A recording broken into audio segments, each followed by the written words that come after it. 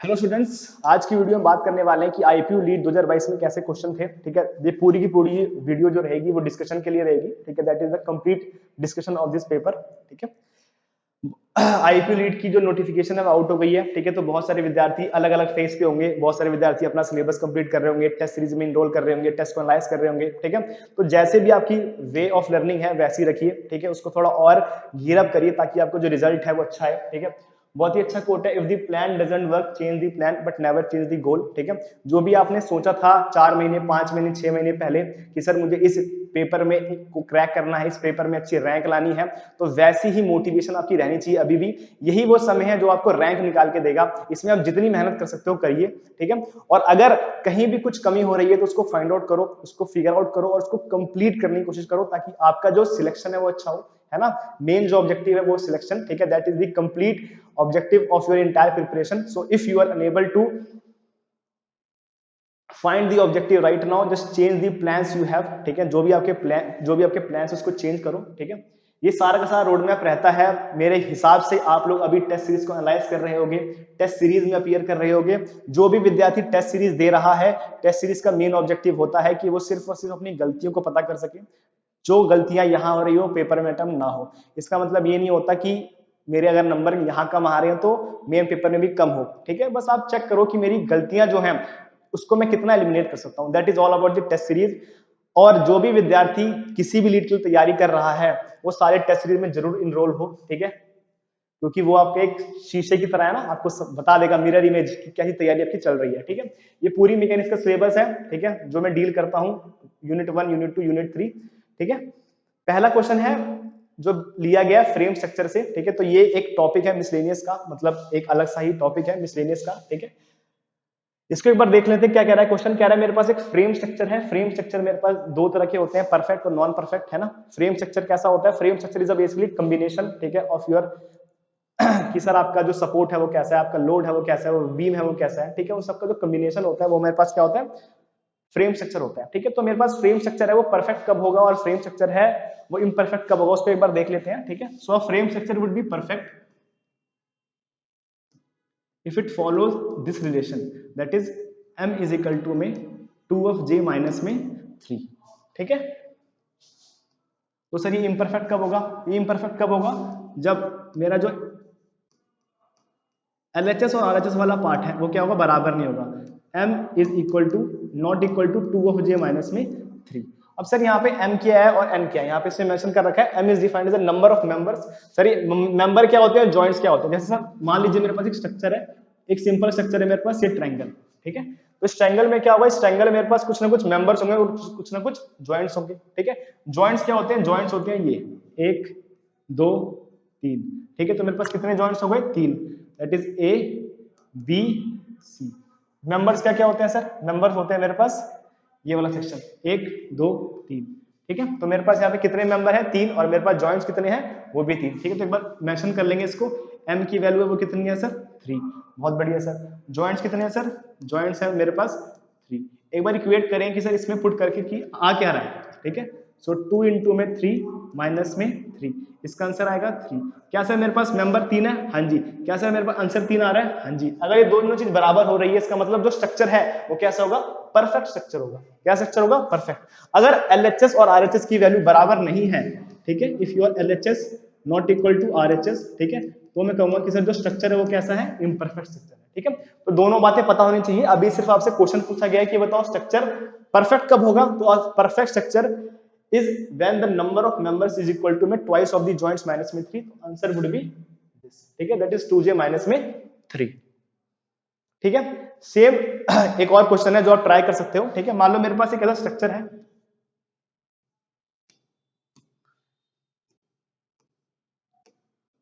ठीक है, मेरे पास ये स्ट्रक्चर है, इसमें मुझे चेक करना है कि सर मेरे पास कितने मेंबर्स और कितने जॉइंट्स। एक बार चेक कर लेते हैं। मान लो मेरे पास 1 2 3 4 5। ठीक है, तो मेरे पास जॉइंट्स कितने हो गए? 3 2 5। ठीक है, तो जे की वैल्यू कितनी हो गई? 5। अब सर मेंबर कितने हैं? 1 2 3 4 5 6 7। ठीक है, तो मेरे पास कितने मेंबर हो गए? 7। ठीक है, तो एम की वैल्यू कितनी हो गई? 7। एक बार इसको इक्वेट करो इसमें। ठीक है, फॉर्मूला लगाओ, that is m is equal to में 2 ऑफ j माइनस में 3। ठीक है, तो मेरे पास जॉइंट्स कितने थे? 5, ठीक है। सो 2 इंटू में 5 माइनस में 3, आपका आंसर कितना आ जाएगा 7। तो ये वाला स्ट्रक्चर भी क्या है, परफेक्ट स्ट्रक्चर है, ठीक है। तो ये कंसेप्ट था जो बहुत ही छोटा सा था, लेकिन हमें पता होना चाहिए कि when the structure is known to be perfect, और जो स्ट्रक्चर है वो परफेक्ट नहीं होगा, ठीक है। So perfect structure is when we have this kinds of relation, ठीक है। दैट इज 2j माइनस में 3 would be the answer of that question, ठीक है। चलो आगे बढ़ते हैं।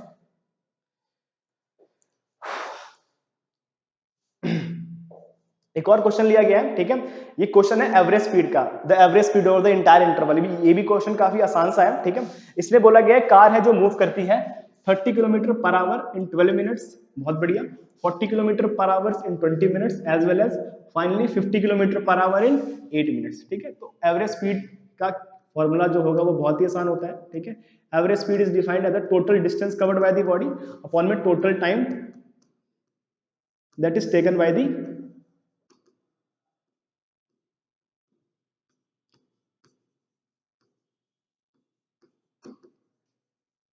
अब सवाल ये है कि सर इसने तो स्पीड दे रखी है और टाइम दे रखा है, तो कैसे निकालेंगे, ठीक है। तो बहुत ही आसान तरीका है, ठीक है। देखो यहाँ पे मेरे को स्पीड दे रखी है 30 किलोमीटर पर आवर और मेरे को समय दे रखा है 12 मिनट, ठीक है। तो यहाँ से आपका क्या है, डिस्टेंस आएगा जिसे कहते हैं d1, ठीक है। तो बस इसमें थोड़ी बहुत चीजें करनी थी, आपका आंसर आया था, ठीक है। यहाँ से क्या निकलेगा मेरा d2, ठीक है, क्योंकि मेरे को पता है सर डिस्टेंस क्या होता है, स्पीड मुझे पता है sir, speed is defined as distance upon में टाइम, ठीक है।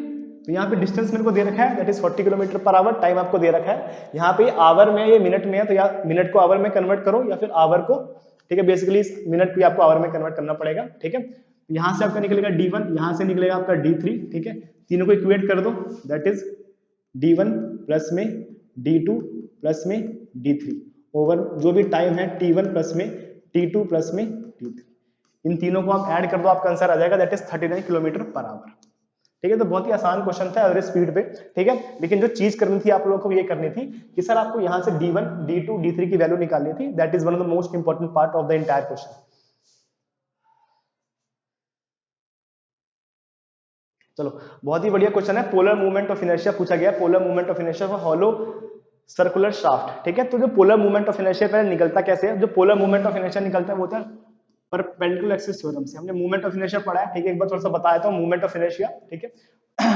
मूवमेंट ऑफ इनर्शिया में टॉपिक आता है परपेंडिकुलर एक्सिस थ्योरम, ठीक है, जो कहता है कि सर अगर मेरे पास कोई भी बॉडी एक एक्सिस पे पड़ी है, ठीक है, मान लो सर मेरे पास क्या है, कार्टेशियन है, एक बॉडी है जो मेरे पास एक्स वाई प्लेन के अलोंग है, ठीक है, मेरी बॉडी एक्स वाई प्लेन के अलोंग रखी है, ठीक है। इसके अलोंग मुझे मूवमेंट ऑफ इनर्शिया पता है, मुझे मूवमेंट ऑफ इनर्शिया निकालना किसके अलोंग है, movement of inertia is calculated along Z axis, ठीक है।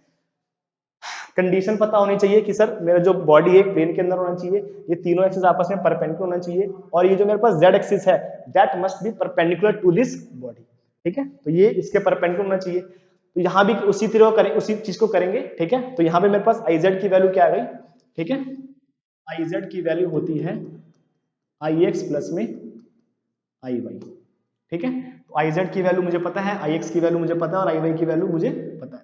तो यहाँ से क्या हो जाएगा मेरे पास, इस अननोन क्वांटिटी की वैल्यू आ जाएगी, ठीक है। अब पूछ रहा है कि sir what is the movement of inertia of a hollow circular shaft, ठीक है। तो मेरे पास एक हॉलो सर्कुलर शाफ्ट है, उसका मूवमेंट ऑफ इनर्शिया क्या होगा, ठीक है। तो सर्कुलर शाफ्ट का जो मूवमेंट ऑफ इनर्शिया होता है आई एक्स इज इक्वल टू में आई वाई, वो होता है सर पाई बाय 64 डी की पावर 4 माइनस में डी की पावर में 4, ठीक है। तो बस दोनों को ऐड करना है मेरे को, that is I Z would be pi by 64 D की पावर 4 माइनस में डी की पावर 4 प्लस में pi by 64 that would be I X, that would be I Y, D की पावर 4 माइनस में डी की पावर 4, इन दोनों को ऐड करोगे आपका आंसर आ जाएगा पाई बाय 32 डी की पावर 4 माइनस में डी की पावर 4, ठीक है। So the answer would be option number B, ठीक है। अब सर इसमें हमने सीखा क्या, इसमें आपको देखना है कि सर अगर मेरे पास रेक्टेंगल है तो उसका पोलर मूवमेंट ऑफ इनर्शिया क्या है, अगर सर मेरे पास सेमी सर्कल है तो उसका पोलर मूवमेंट ऑफ इनर्शिया क्या है, मतलब हर शेप जो आपको पढ़ाई गई है उन सभी का पोलर मूवमेंट ऑफ इनर्शिया पता होना चाहिए, ठीक है। तो ये है वो question, polar movement of inertia काफी इंपॉर्टेंट है, कई बार पेपर में आया भी है। सो काइंडली चेक कि सर मैं सभी को का पोलर मूवमेंट ऑफ इनर्शिया कैसे निकालूं, ठीक है। अगला क्वेश्चन भी बहुत बढ़िया है, पूछ रहा है time variation of position of a particle in rectilinear motion is given by, ठीक है। एक छोटी चीज है, ये वाला जो सेट ऑफ क्वेश्चन है हर बार आपके पेपर में आता है, ठीक है। चाहे आप 20 21 22 का पेपर देखो, हर बार ये क्वेश्चन आया है, ठीक है। इसमें क्या दोगे, आपको xt की वैल्यू देगा, पूछेगा सर आपसे वेलोसिटी में बताओ, पूछेगा आपसे एक्सेलरेशन बताओ, ठीक है। तो मुझे पता है सर अगर मेरे को xt दिया हुआ है और मेरे को वेलोसिटी निकालना है तो क्या करना पड़ेगा, उसको एक बार डेरिवेट, ठीक है। तो यहाँ पे xt दिया हुआ है मेरे पास, दैट इज 2t³ प्लस में t² प्लस में 2t, ठीक है। अब मुझे क्या निकालना है, मेरे को निकालना है वेलोसिटी, ठीक है। तो वेलोसिटी की वैल्यू क्या होगी, velocity would be the change in the displacement, so d over में xt ओवर में dt, ठीक है। The derivative represent the change, ठीक है। तो इसको डेरिवेट करो आप, ठीक है। That would B 6t² plus में 2t प्लस में 2, ठीक है। अब वो पूछ रहा है सर एकदम अंत में उसने बोला है, ठीक है, जो लास्ट स्टेटमेंट है वो है कि सर मेरा जो एक्सेलरेशन ऑफ पार्टिकल है तब बताओ जब बिल्कुल मोशन शुरू हुआ है। अब जब मोशन शुरू हुआ है तो t की वैल्यू कितनी होगी, the value of t would be 0। तो अगर मुझे वेलोसिटी निकालनी है तो किस इंस्टेंट ऑफ टाइम पे निकालनी है, we need to calculate the velocity at the 0 instant of time because the motion just शुरू हुआ है, ठीक है। तो यहाँ vt की वैल्यू है the value of vt at t is equal to में 0, यहाँ इसकी वैल्यू पुट करेंगे तो आपका आंसर आएगा 2 मीटर पर सेकेंड, ठीक है। That is all about the velocity at the 0 time instant. Same अगर मुझे एक्सेलरेशन निकालना है तो हम क्या करेंगे, इसको डेरिवेट कर देंगे d ओवर में dt इंटू में vt, ठीक है। अब एक्सेलरेशन ये पूछ रहा है at t is equal to में 0 सेकेंड्स पे, इसका आंसर भी आएगा 2 मीटर पर सेकेंड स्क्वायर, ठीक है। तो आपका जो आंसर होगा वो क्या होगा, option number D, that is d is equal to में 2 और v a is equal to में 2, ठीक है। तो ये दोनों बातें हैं जो आपको ध्यान रखनी है, ठीक है, कि आपकी v की वैल्यू क्या होगी और a की वैल्यू क्या होगी, दोनों ही केस में आपका जो आंसर है वो 2 मीटर पर सेकेंड स्क्वायर आएगा, ठीक है। चलो आगे बढ़ते हैं, ठीक है। ये काफी इंपॉर्टेंट क्वेश्चन था, ऐसे क्वेश्चन पूछे गए हैं बहुत बार, ठीक है। और एक चेन ऑफ टेबल है जो आपको पता होनी चाहिए कि अगर मुझे वेलोसिटी निकालनी है, अगर मेरे को xt दिया हुआ है उसको डेरिवेट करेंगे तो मुझे मिलेगा वेलोसिटी, वेलोसिटी को डेरिवेट करेंगे तो मुझे मिलेगा एक्सेलरेशन, एक्सेलरेशन को डेरिवेट करेंगे तो मुझे मिलेगा जर्क, ठीक है। एक बार सवाल आया था पेपर में कि बताओ जर्क क्या होता है, so jerk is defined as a change in the acceleration and represented by d cube s upon में dt क्यूब, ठीक है। मतलब डिस्प्लेसमेंट को उसने 3 बार डेरिवेट कर दिया बस, ठीक है। तो ये इसका आंसर होता है। सो काफी इंपॉर्टेंट चेन है, ऐसे क्वेश्चन आते हैं आपके पेपर में बहुत बार, so kindly pay attention towards this question, ठीक है। ये क्वेश्चन है प्रोजेक्टाइल मोशन से, ठीक है। प्रोजेक्टाइल मोशन बहुत ही इंपॉर्टेंट और बहुत ही आसान से चैप्टर है, projectile motion, laws of motion का कंसेप्ट है, ठीक है। इसमें क्या है, बहुत ही आसान चीज बोली गई है कि सर मेरे पास एक प्रोजेक्शन है सर, ठीक है, प्रोजेक्शन किया गया एक सेम पॉइंट से और इसकी वेलोसिटी भी क्या है सर, सेम, ठीक है। So projection is taken from the same point and having the same velocity, having an angle theta 90 minus theta. तो ये मेरे पास एंगल है थीटा और ये मेरे पास एंगल है 90 माइनस में थीटा। पूछ रहे हैं सर इसमें रेंज क्या होगी, ठीक है। तो यहाँ से रेंज होगी r1 और यहाँ से रेंज होगी r2, ठीक है। तो रेंज का फॉर्मूला बहुत ही आसान होता है, that is u square sign to theta by g, u square sign to theta by g, time of flight, horizontal range और आपकी हाइट। अगर आपको ये 3 फॉर्मूले याद है और 3 इंपॉर्टेंट नोट पॉइंट याद है तो चैप्टर खत्म हो जाता है प्रोजेक्टाइल मोशन। क्या sir, that is r is equal to में u square sine times of 2 theta by g, ठीक है। अब इसमें क्या करना है, मुझे r1 की वैल्यू निकालनी है, that is u square sine times of theta by g। ये एक नोट पॉइंट होता है जिसको मैं क्लास में लिखवाता हूं कि अगर सर एक एंगल है थीटा और एक angle 90 minus theta, then the range of both the projectile would be same. ये क्या होगा, u square sine times of 90 minus में थीटा ओवर में g, ठीक है। अब मेरे को पता है सर साइन 90 माइनस थीटा क्या होता है, कॉस होता है सर, तो ये क्या होगा u square cos theta by g।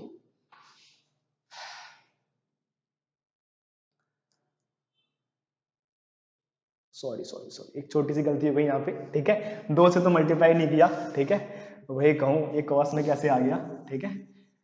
एक छोटी सी चीज करनी थी यहाँ पे, 2 से मल्टीप्लाई भी करना था। और एक छोटी चीज बच्चे करते हैं यहाँ पे, 2 से मल्टीप्लाई किया है ना, तो जब 2 से मल्टीप्लाई किया ना तो पूरा ब्रैकेट ओपन करके मल्टीप्लाई करना होता है, ठीक है। तो that would B u square sine times of 180 minus में थीटा ओवर में g। अब मेरे को पता है सर मैथमेटिक्स हम लोगों ने थोड़ी पढ़ी है, तो साइन 180 माइनस थीटा की वैल्यू क्या होती है, that would B sine theta, ठीक है। यहाँ पे इसका जो आंसर होगा वो क्या होगा, u square sine times of theta by g। अब मुझे एक बात बताओ, क्या इसकी वैल्यू और इसकी वैल्यू बराबर है, हाँ जी सर बराबर है। इसका मतलब सर अगर मेरे पास दो प्रोजेक्शन है जो सेम पॉइंट से करे गए हैं और वेलोसिटी भी क्या है सेम, तो दोनों की जो रेंज होगी वो क्या होगी सेम। ठीक है, तो इसका जो ऑप्शन होगा बहुत ही जल्दी आता है, the range would be same. ठीक है, और एक बहुत ही अच्छा नोट पॉइंट है जो आपको ध्यान में रखना है।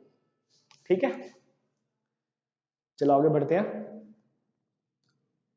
दोबारा मूवमेंट ऑफ इनर्शिया सवाल पूछा गया है। मूवमेंट ऑफ इनर्शिया से कुछ ऐसे सवाल भी पूछे गए हैं कि बताओ मूवमेंट ऑफ इनर्शिया का यूनिट क्या होता है। ठीक है, so movement of inertia is defined as the simple product of mass and the square of the perpendicular distance. ठीक है, तो ये मेरे पास सिंपल डेफिनेशन होती है मूवमेंट ऑफ इनर्शिया की, है ना। यहाँ से मेरे पास क्या हो गया, मूवमेंट ऑफ इनर्शिया क्या निकल के आता है, इसका यूनिट क्या होता है, या तो केजी मीटर स्क्वायर होगा या मीटर की पावर 4 होगा, अगर मैं एरिया की बात करूँ। ठीक है, अब पूछ रहा है कि सर मेरे पास एक रॉड है, ठीक है, उसका मूवमेंट ऑफ इनर्शिया निकालो। अगर ये बिल्कुल सेंटर से पास होता है तो इसका जो मूवमेंट ऑफ इनर्शिया होता है वो क्या होता है, एम एल स्क्वायर बाई 12। ये डिस्टेंस कितना है सर, एल बाई 2। ठीक है, अगर ये पूरी लेंथ एल है तो उसका आधा डिस्टेंस कितना होगा, एल बाई 2। अब पूछ रहे हैं सर कि अगर क्वेश्चन में पूछ रहे हैं find the movement of inertia along any axis, जो पास कर रहा है बिल्कुल एज से, तो मूवमेंट ऑफ इनर्शिया मेरे को निकालनी है यहाँ पे। ठीक है, तो यहाँ यूज करूंगा पैरेलल एक्सिस थ्योरम का।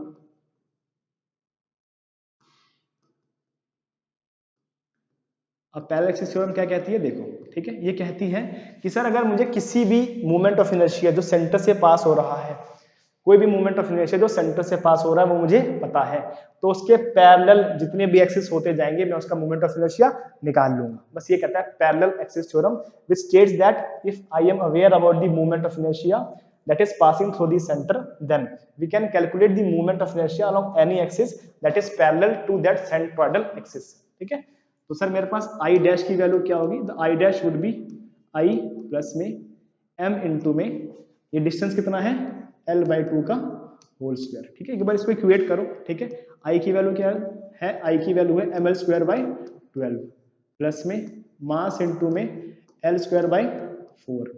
ठीक है, एलसीएम ले लो तो 3 से डिवाइड कर दो पूरे को, तो ये होगा M L square by 12 plus में 3 times of M L square by 12। दोनों को ऐड कर दो तो मेरे पास क्या है यहाँ से 4 times of M L square by में 12, इसको कैंसिल कर दो, so M L square 3 by the. ठीक है, तो आपका आंसर जो होगा वो क्या होगा, एम एल स्क्वायर बाई 3। ठीक है, ऐसे ही आपको पूछ सकता है कि सर मूवमेंट ऑफ इनर्शिया बताओ स्फीयर का, movement of inertia of a hollow sphere का। ठीक है, सो सॉलिड स्फीयर का मूवमेंट ऑफ इनर्शिया होता है 2/5 mr स्क्वायर। ठीक है, हॉलो स्फीयर का होता है 2/3 mr स्क्वायर। ठीक है, शायद चेक करना पड़ेगा इसमें। ठीक है, तो ये सारे मूवमेंट ऑफ इनर्शिया वो देगा। ठीक है, और इस पूछेगा कि सर इसके पैरेलल मूवमेंट ऑफ इनर्शिया क्या होगा। ठीक है, तो सब में लगता है पैरेलल एक्सिस थ्योरम, लेकिन पता क्या होना चाहिए आपको, पता होना चाहिए कि सेंट्रॉइड से मूवमेंट ऑफ इनर्शिया क्या है। ठीक है, if you are aware about the movement of inertia along the centroidal axis, then you can calculate the movement of inertia along any parallel axis that is asking in the question. तो काफी अच्छा question है और इससे बहुत question आते हैं आपके पेपर में। ठीक है, अगर आप पेपर चेक करोगे ना आईपीयू लीड 2020 का, ठीक है, तो क्या क्वेश्चन आया था एक बार डिस्कस कर लेता हूँ कि सर मेरे पास एक रेक्टेंगल है, ठीक है, मुझे मूवमेंट ऑफ इनर्शिया बताओ का रेशो, अगर एक्सिस सेंटर से पास कर रही है और एक्सिस बेस से पास कर रही है। ठीक है, एक एक्सिस सेंटर से पास कर रही है, एक एक्सिस बेस से पास कर रही है, तो बताओ इन दोनों का रेशो क्या होगा। ठीक है, सेम क्वेश्चन ऐसे भी सकता है कि अगर मेरे पास एक ट्रायंगल है सर, मेरे पास एक ट्रायंगल है, सेंटर से अगर एक्सिस पास हो रही है उसका मूवमेंट ऑफ इनर्शिया क्या होगा, और यहां से पास होगी तो उसका मूवमेंट ऑफ इनर्शिया क्या होगा। तो दोनों केस काफी इंपॉर्टेंट है, तो कृपया करके इसको ध्यान देंगे। ठीक है, इस क्वेश्चन को एक बार डिस्कस कर लेते हैं। कह रहा है कि एक मेरे पास मेटल पाइप है, ठीक है, a metal pipe of 1 mm diameter contains a fluid having a pressure of 1 Newton per mm square. If the permissible tensile strength in the metal is 20 Newton per mm square, then the thickness of the metal required for making the pipe। ठीक है, तो इसने thickness पूछी है, क्या दिया हुआ एक बार देख लेते हैं। ठीक है, इसने क्या दिया हुआ, डायमीटर दिया हुआ है। ठीक है, so diameter is given as 1 metre. ठीक है, और इसने क्या दिया हुआ है, प्रेशर दिया हुआ है, दैट इज 1 न्यूटन पर mm square। if the permissible tensile strength, ये दी हुई है कितनी, 20 न्यूटन पर mm square, then the thickness of the metal required. ठीक है, तो एक बार थोड़ा कंसेप्ट पढ़ लेते हैं कि सर होता क्या है पूरे के पूरे सिस्टम में। ठीक है, क्योंकि सारी की सारी जो बात है ना एक मेटल पाइप की गई हुई है। ठीक है, तो मेटल पाइप का मतलब क्या होता है, आप सभी लोगों ने पाइप देखी होगी, ठीक है, उसमें एक मेटल का पाइप है, ठीक है, तो उसमें किस तरह के प्रेशर लगते हैं एक बार देखते हैं, ठीक है। दो तरह के प्रेशर लगते हैं मेरे पास, ठीक है। जो पूछ रहा है वो पूछ रहा है हुप स्ट्रेस, ठीक है, और पूछ रहा है लॉन्गिट्यूडनल स्ट्रेस, ठीक है। तो दो तरह के स्ट्रेस लगते हैं अगर कोई भी मेरा फ्लूइड एक पाइप से, मेटल के पाइप से फ्लो होता है तो क्या होता है सर, एक बार डायग्राम देखो, डायग्राम में क्या मेंशन किया हुआ है, ठीक है। जैसे मान लो सर मेरे पास एक बढ़िया सी, ठीक है, चकाचक वायर है, ठीक है। अब कोई भी फ्लूइड अगर इस पाइप से फ्लो हो रहा है तो क्या करेगा सर, एक प्रेशर क्रिएट करेगा, ठीक है, it will create a pressure in that metal pipe, ठीक है। अब उसकी वजह से दो तरह के स्ट्रेस लगते हैं, एक तो सर लगता है पाइप के अलोंग, ठीक है, और एक लगता है in the longitudinal manner of that pipe. तो वहां से मेरे पास दो स्ट्रेस निकले हैं। पहले स्ट्रेस का नाम होता है सर हुप स्ट्रेस, ठीक है। हुप स्ट्रेस का लगता है बिल्कुल थिकनेस पे लगता है, ठीक है, ये सर मेरे पास थिकनेस है, ठीक है, ये मेरे पास थिकनेस है पाइप की, ठीक है। तो इस पाइप पे थिकनेस लगता है, ठीक है। एक लगता है सर बिल्कुल इसके बाहर की तरफ, ये वाला ऐसे, जो मैंने यहां मेंशन करा है, ठीक है, बिल्कुल इस तरफ बाहर की तरफ, ठीक है। तो hoop stress increase the pipe diameter, ठीक है। अगर आपका हुप स्ट्रेस बढ़ रहा है, मतलब अगर इसकी वैल्यू थोड़ी बढ़ रही है, तो जो भी आपकी थिकनेस है वो क्या होगी, बढ़ती चली जाएगी, ठीक है। सेम अगर आपका लॉन्गिट्यूडनल स्ट्रेस जो ये वाला है बाहर की तरफ बढ़ रही है, तो क्या होगा, पाइप की लेंथ बढ़ जाएगी, ठीक है। दोनों का रिलेशन कैसे है, इसने रिप्रेजेंट किया है, ठीक है, सिग्मा एन, ठीक है, जो होता है पीडी अपॉन में 2t, ठीक है, जो मुझे यूज करना है, जो पूछ रहा है ये इसने पाई जिससे भी रिप्रेजेंट किया हो, पाई ए से मान ले, सिग्मा ए से मान लेते हैं, ठीक है, that would be represented by PD upon में 4t। तो ये दो फॉर्मूले का यूज करना है मेरे को, ठीक है, for calculating the hoop stress and the longitudinal stress. Basically बहुत ही आसान सा कंसेप्ट है कि अगर कोई भी लिक्विड, मेरा वाटर, कोई भी लिक्विड अगर फ्लो हो रहा है तो ये दो तरह के स्ट्रेस मेरे को देखने को मिलते हैं एक पाइप के अलावा, ठीक है। तो इसको एक बार लगा देंगे, ठीक है, देखो ध्यान से, ठीक है, उसे सिग्मा की वैल्यू दे रखी है, ठीक है। तो sigma would be PD upon में 2t, ठीक है। अब पूछ क्या रहे हैं, पूछ रहे हैं थिकनेस, ठीक है। तो थिकनेस मेरे को निकालना है, we have to find out the thickness of the pipe, ठीक है। तो t की वैल्यू इधर आ जाएगी, दैट pd अपॉन में 2 इंटू में सिग्मा, ठीक है। तो p की वैल्यू कितनी है, p की वैल्यू दी हुई है मेरे को 1 न्यूटन पर एमएम स्क्वायर, तो 1 न्यूटन पर एमएम स्क्वायर हो गया। d की वैल्यू कितनी है सर, d की वैल्यू है मीटर, अब मीटर को मिलीमीटर में कन्वर्ट करना पड़ेगा, तो 1000 मिलीमीटर हो जाएगा इंटू में 2, ठीक है। और आपको सिग्मा कितना दिया हुआ है, value of sigma would be,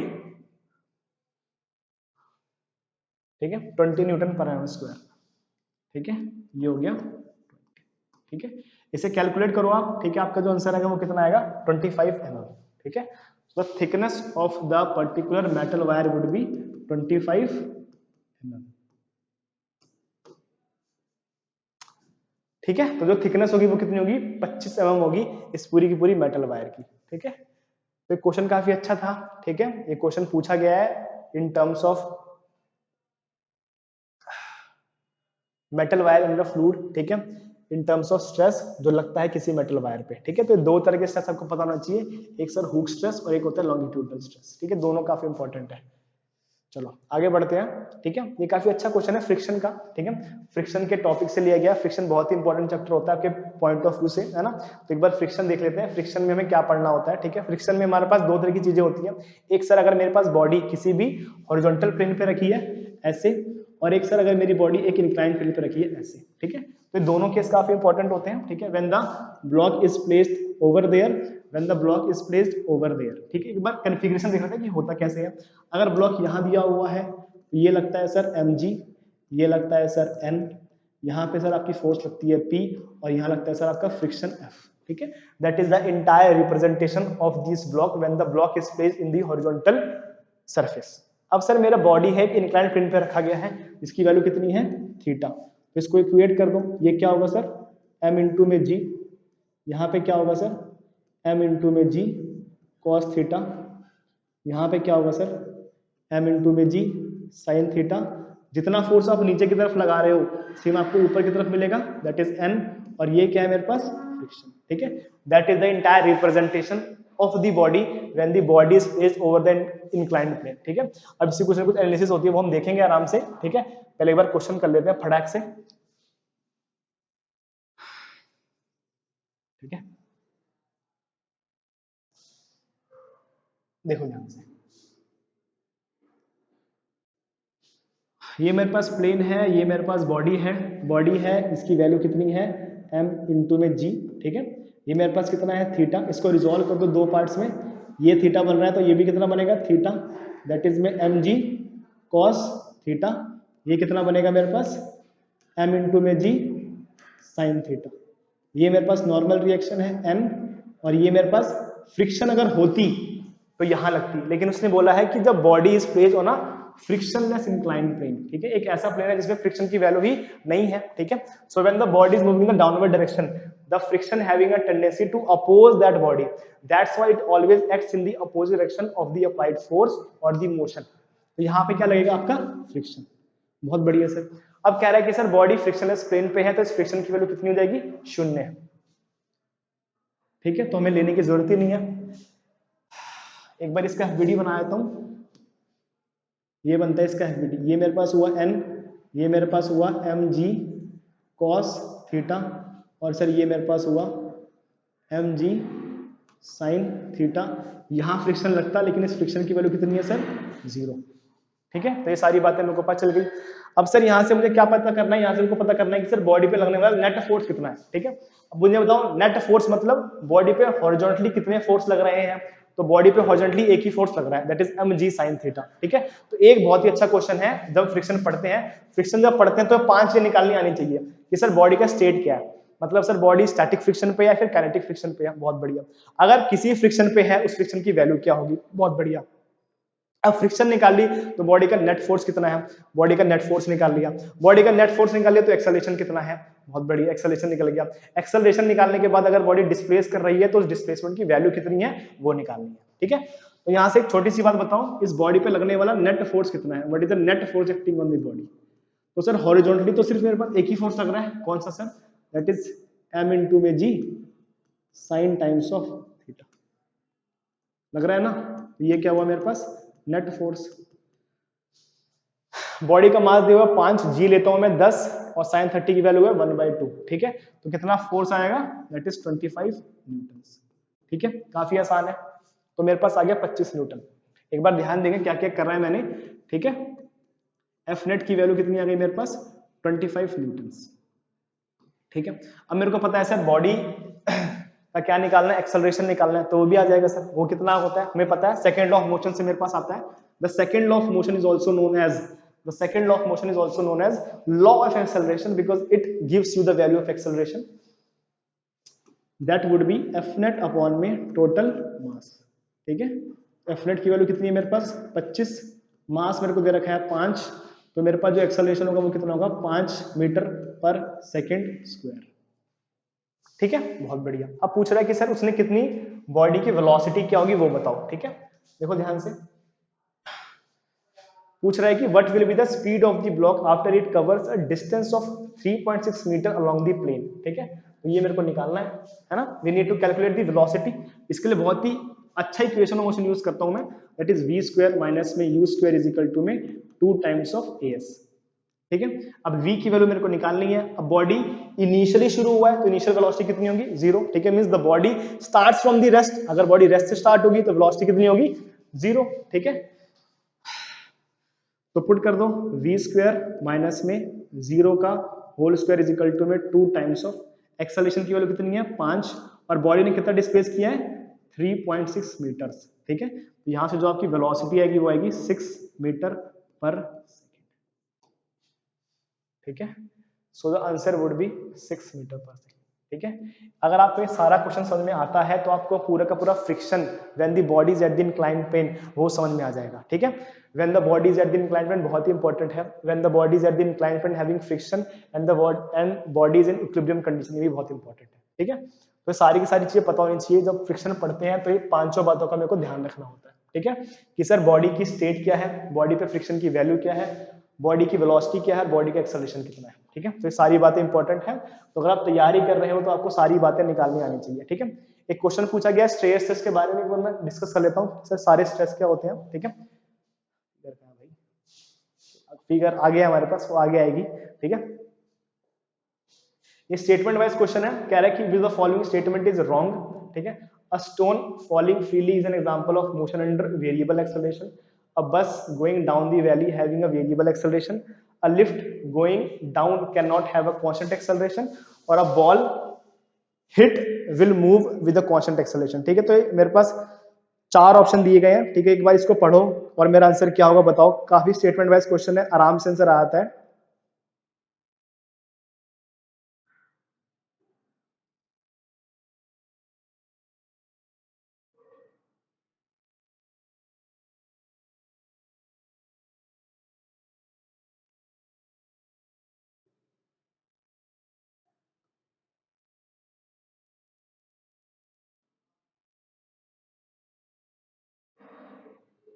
ठीक है, तो इसने 4 ऑप्शन दिए हैं, पूछ रहा है कि बताओ इसमें से रॉन्ग स्टेटमेंट कौन सा है, ठीक है। तो पहला स्टेटमेंट पढ़ते हैं, कहते हैं अ stone falling freely is an example of motion under variable acceleration, ठीक है। तो एक बार इसको पढ़ लेते हैं। जैसे मान लो कि आप एक स्टोन है, ठीक है, इसका फ्री फॉल हो रहा है, ठीक है। फ्री फॉल का मतलब क्या होता है कि sir the meaning of free fall is that the velocity is zero, ठीक है। Initially the velocity is zero, ठीक है। So the meaning of free fall is that the velocity is zero, and now what we have to do, we have to calculate the movement, check करना है कि क्या statement गलत है। अब sir अगर बॉल नीचे आ रही है तो जी की वैल्यू कितनी होगी sir, the value of g would be 9.8 metre per second square, और इस एक्सेलरेशन ड्यू टू ग्रेविटी की वैल्यू क्या है, हमेशा कांस्टेंट, ठीक है। तो जो पहला वाला स्टेटमेंट है वो गलत है, ठीक है, क्योंकि सर जो भी मोशन होगा वो किसके होगा, under constant value of acceleration, ठीक है। So this option is wrong, ठीक है, जो मेरे को पता करना है, ठीक है। इसलिए पूरा का पूरा कंसेप्ट आपको बताया था कि अगर मेरे पास फ्री फॉल मोशन हो रहा है तो ऐसा होता है। साफ एक बात और है कि अगर सर मेरे पास फ्री फॉल मोशन हो रहा है तो सर टाइम का फॉर्मूला क्या होगा, ठीक है, मतलब इस कितना समय लगेगा बॉल को नीचे आने में, ठीक है। तो टी इज इक्वल टू में क्या होता है, यू बाई जी, ठीक है। अगर बॉल नीचे से ऊपर गई तो लगता है 2u बाई जी, अगर बॉल सिर्फ ऊपर से नीचे आ रही है तो टाइम ऑफ फ्लाइट का फॉर्मूला होता है u बाई जी, ठीक है। Time of flight is totally depend upon the initial velocity at which the ball is projected, ठीक है। ये क्वेश्चन काफी आसान है, ठीक है। Centre of gravity right angle triangle होता है इसका आंसर, ठीक है। For a perfect elastic body the coefficient of reinstitution would be 1, ठीक है। फिर से क्वेश्चन है, सिंपल है, ठीक है। For a perfectly elastic body जो कोफिशिएंट ऑफ रीइंस्टीट्यूशन होगा वो कितना होगा, 1 होगा, ठीक है। अब सारे के सारे क्वेश्चन ऐसे ही हैं। The free body diagram shows the body isolated from its surrounding and all the external effects on it's, ठीक है। जब मैं बनाता हूँ ना एफबीडी, हम बात करते हैं फ्री बॉडी डायग्राम की। जब हम मैकेनिक्स पढ़ते हैं तो हम एक बहुत ही अच्छा कंसेप्ट पढ़ते हैं कि सर फ्री बॉडी डायग्राम। अभी मैंने फ्रिक्शन पढ़ा तो उसमें क्या होता है, फ्री बॉडी डायग्राम बनाता हूँ। ये मेरे पास क्या हो गया, फ्री बॉडी डायग्राम। जैसे मान लो मेरे पास एक बॉडी है जो हॉरिजॉन्टल प्लेन पे रखी है, ये मेरे पास होगा mg, ये मेरे पास होगा n, ये मेरे पास होगा अप्लाइड फोर्स, और ये मेरे पास होगा फ्रिक्शन, ठीक है। मान लो ऐसा केस है, तो ये जो पूरे के पूरे 4 केस होते हैं, इसमें क्या होता है, ये सारी जो चीजें होती हैं वो क्या होती हैं, जितनी भी सराउंडिंग फोर्स है उनसे आइसोलेट होती है, ठीक है। ऐसा नहीं कि जब मैं फ्री बॉडी अगर बना रहा हूं तो किसी और भी फोर्स को कंसीडर कर लूंगा, नहीं, ऐसा नहीं होता, ठीक है। जो भी फोर्स है वो सारी की सारी क्या रहेगी, एक्सटर्नल रहेगी, सभी फोर्सेस आइसोलेट रहेगी। इसलिए इसका जो ऑप्शन है वो ऑप्शन नंबर डी, ठीक है, दैट इज आइसोलेटेड, ठीक है। According to principle of transmissibility the effect of force, देखो ये क्वेश्चन बहुत बार पूछा जाता है प्रिंसिपल ऑफ ट्रांसमिसिबिलिटी पे, और नेट पे और बुक में थोड़ी गलतियां हैं, तो इसको एक बार ध्यान से देखो। तो the principle of transmissibility states that the force having a same magnitude, same line of action, same direction, then the effect would be same of that particular force. इसका मतलब क्या है सर, अगर मान लो मेरे पास एक बॉडी है, ठीक है, इस बॉडी का ये लाइन ऑफ एक्शन है, ठीक है। अब इस लाइन ऑफ एक्शन पे आपके नंबर ऑफ फोर्स लग रहे हैं, मान लो ये फोर्स लग रहा है F1, तो ये एक लाइन ऑफ एक्शन पे है, तो आप इस फोर्स को यहां रख दो या फिर यहां रख दो। इसका मैग्नीट्यूड मान लो 5 न्यूटन है, इसका मैग्नीट्यूड भी कितना है, 5 Newton. Magnitude is same, line of action is same, and the direction is same, then the effect of that force remains same, ठीक है। सो प्रिंसिपल ऑफ ट्रांसमिसिबिलिटी से क्वेश्चन आते हैं जो कहता है कि सर अगर आपका फोर्स है उसको आप लाइन ऑफ एक्शन पे कहीं भी रख दो, उसका जो इफेक्ट होगा वो क्या होगा, सेम, ठीक है। तो इसका जो ऑप्शन है वो ऑप्शन नंबर ए है, that the effect would be same, ठीक है। बहुत जगह बुक में गलती करी हुई है और इसका आंसर ऑप्शन नंबर सी है। ठीक है, तो ऑप्शन नंबर सी बिल्कुल नहीं होगा, आप मार्क मत कर देना। That is the blunder that has been done in the books.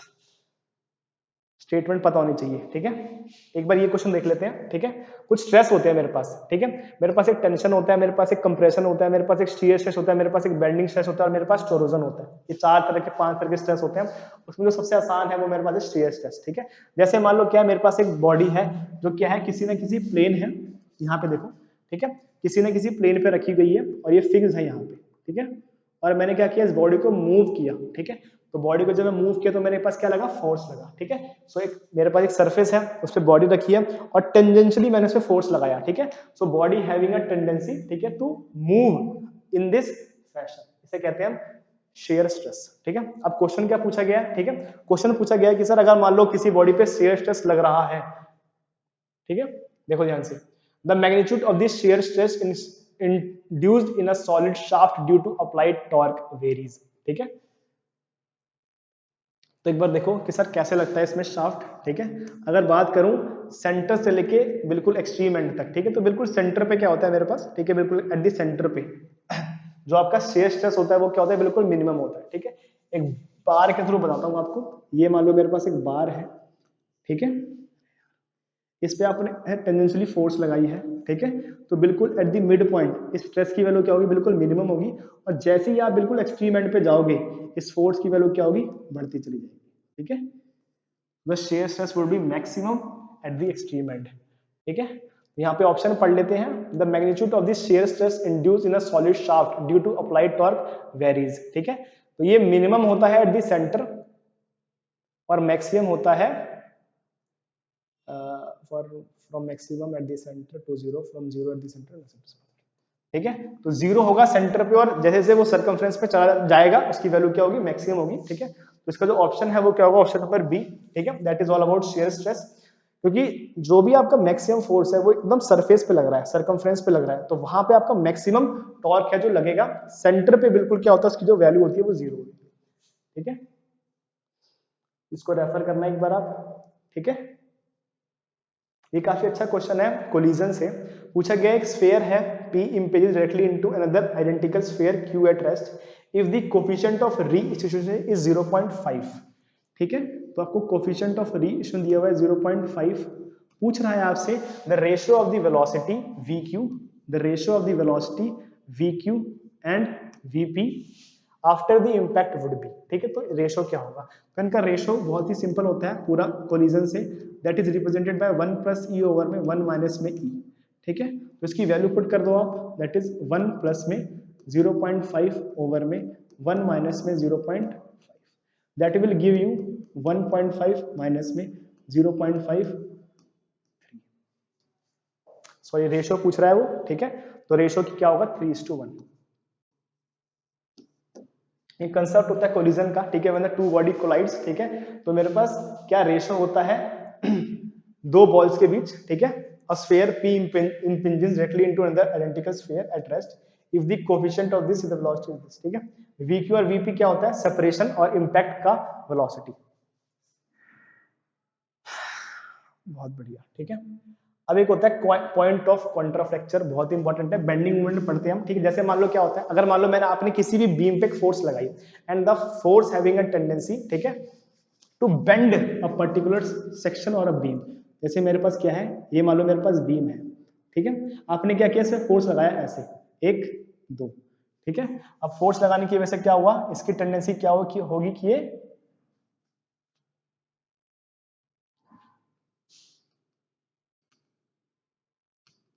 थोड़ी बेंड कर जाएगी। ठीक है, तो जैसे ही बेंड करेगी, ठीक है, so the force having a tendency to bend a particular section that is known as a bending movement. ठीक है, इसे हम बेंडिंग मूवमेंट कहते हैं। ठीक है, अब सर होता क्या है, पॉइंट ऑफ कॉन्ट्राफ्लेक्चर। ठीक है, तो इसको पढ़ते हैं हम किसमें, अगर मैं बनाऊं यूनिफॉर्म लोड। ठीक है, और उसका शेयर स्ट्रेस डायग्राम बनाऊं। ठीक है, तो कुछ ऐसा बनता है।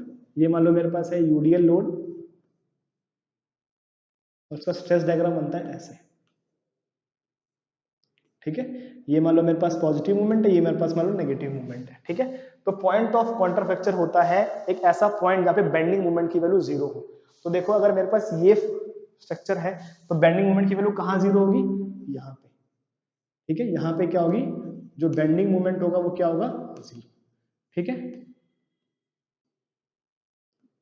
इसे कहते हैं पॉइंट ऑफ कॉन्ट्राफ्लेक्चर। ठीक है, so point of contraflexure is defined as a point at which bending moment is 0। ठीक है, यहाँ पे क्या होगी, at the very centre body bend ही नहीं करेगी, इसकी वैल्यू क्या होगी, 0। ये काफी आसान क्वेश्चन है। The equivalent length of a column fixed at both the ends. अगर एक मैंने कॉलम को दोनों एंड से फिक्स कर दिया है, ठीक है, तो उसका जो इक्विवेलेंट लेंथ तो कितना होता है, 0.5 टाइम्स ऑफ एल। ठीक है, ये भी स्टेटमेंट वाइज क्वेश्चन है कि अगर मेरे पास सिस्टम है उसमें 3 फोर्स लग रही है जो किसी बॉडी पे लग रही है और बॉडी किसी में इक्विलिब्रियम पे है, तो फोर्स क्या होगी। ठीक है, कोप्लेनर फोर्स ऐसी फोर्स होती है जो एक प्लेन पे लगे, कॉन्करेंट फोर्स ऐसी फोर्स होती है जो एक पॉइंट पे लगे, और अगर उसको इक्विलिब्रियम में लाना है तो हम कहेंगे कि body must be coplanar as well as concurrent. ठीक है, so a force that is acting on a body would be in equilibrium condition when we have a co-current as well as concurrent force। और इसको पढ़ते भी हम लैमीज theorem में। ठीक है, which states that when a three co-planar concurrent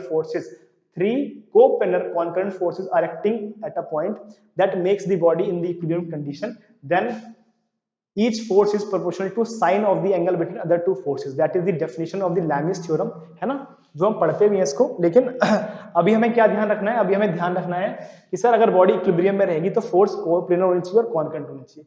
एक सवाल और पूछता है कि what is the minimum forces that is required to make the body in equilibrium. ठीक है, तो हमेशा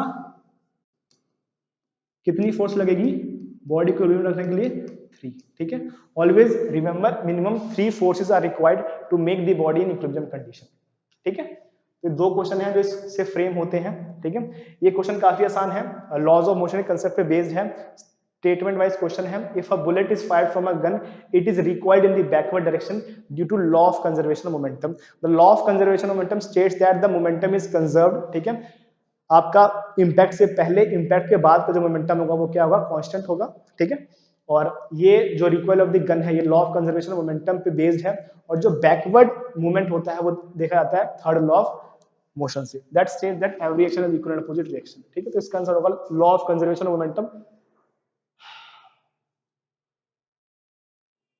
ये कुछ और क्वेश्चन है लेकिन अलग अलग पेपर में आए हुए हैं। ठीक है, so that is all about the entire PYQ question. ठीक है, ये सारे क्वेश्चन पूछे गए थे आपसे अच्छे अच्छे।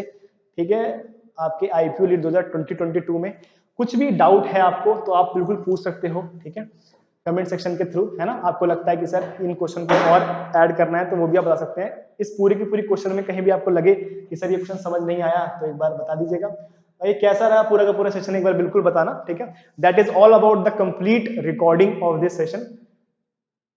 इसके बाद भी एक दो चीजें हैं जो बतानी है, आईपीयू लीड 20 या फिर 21 में जो क्वेश्चन आएंगे तो वो मैं अगली जो वीडियो होगी उसमें डिस्कस करूंगा। Thank you for watching the entire video. I hope it is in the same manner जैसा मैंने सोचा था। ठीक है, thank you for watching it.